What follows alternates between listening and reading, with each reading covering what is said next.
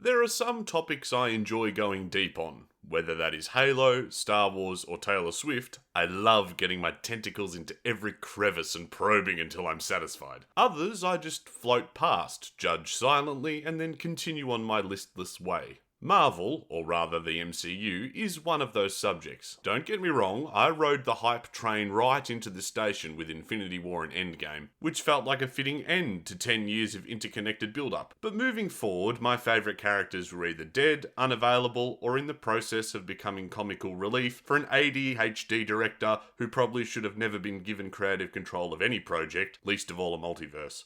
From all reports, I made the right call to jump ship prior to Phase 4, but I am not about to get into any of that because it's been well covered and because I don't want to. That said, there are always little gems that can be found amongst the absolute nugget that is the MCU in its current form, and one of those gems is Deadpool. To say that Deadpool is a Marvel property would be disingenuous. It is now, of course, but prior to the acquisition of Fox by Disney, it was very much its own thing, and was greatly inhibited in its cross-storytelling potential by rights ownership, copyright, and all manner of other problems, which made its subsequent 2016 success all the more impressive, but that is its own story. Deadpool was a crowd pleaser, Deadpool 2 was serviceable, but I wasn't eagerly awaiting Deadpool 3, the Disney sanitization. That was until... Hey Hugh, you want to play Wolverine one more time? Yeah, sure, Ryan.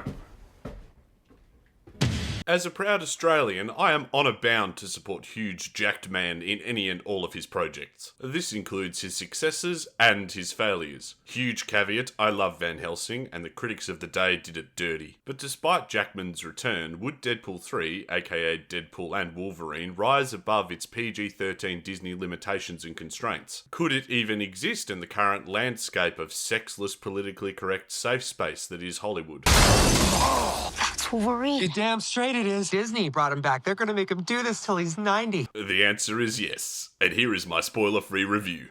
Let's go. Irreverent, satirical, and sometimes downright poignant, Deadpool and Wolverine has way more heart than it rightly deserved. The film is brilliantly executed stupidity, which is the best kind, and somehow makes more sense as a comedy than any of Marvel Phase 4 or 5's films or shows. And for most part, the plot contrivances or conveniences are there for comedic effect rather than blemishes as part of the plot. Not all the jokes land, but the chemistry between Reynolds and Jackman is what people have come to see. Your level of enjoyment of the film will very much be tied to how well you can enjoy Reynolds and his humour. And for me it was a no-brainer, but I understand not all people feel the same. Regardless, both he and Jackman turn in excellent performances. Jackman in particular is an absolute standout. The man is 55 and arguably looks better now than he did in 2017's Logan, playing the part like he never left. You can tell they both had a lot of fun with this film, but also know when to dial it in with the more serious moments, of which there were a few. They are complemented by a very good supporting cast for the most part, and there is a combination of fully expected and downright surprising cameos for good measure. There's one in particular that I really want to spoil because it was awesome, but I'm not going to talk about it. The film also pays some long overdue respect to the early and often forgotten era of superhero movies. The mid-credits scene in particular is very poignant for those who have grown up with the early X-Men films. The reasonably subdued use of CGI in favour of practical effects and on-location shooting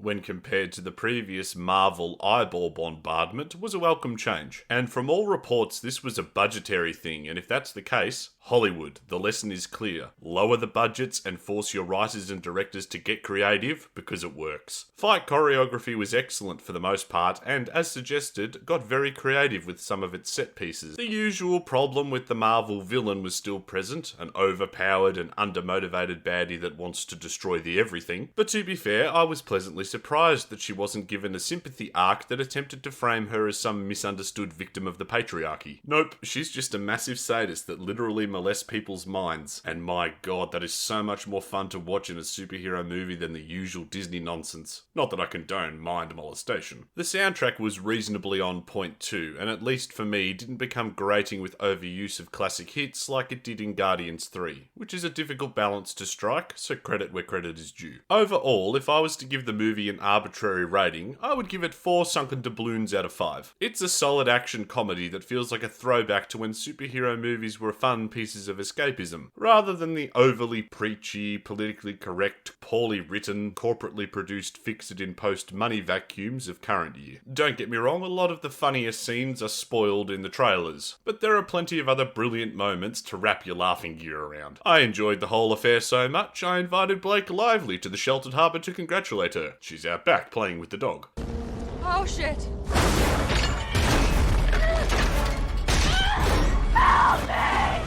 So if you're a fan of Deadpool, Wolverine, or either actor portraying the character, the film is definitely worth a trip to the cinema. And while I don't believe it will steady the sinking ship, it was a bloody good hit out all the same. But remember, I'm just a brainless lump. Hooroo, mate.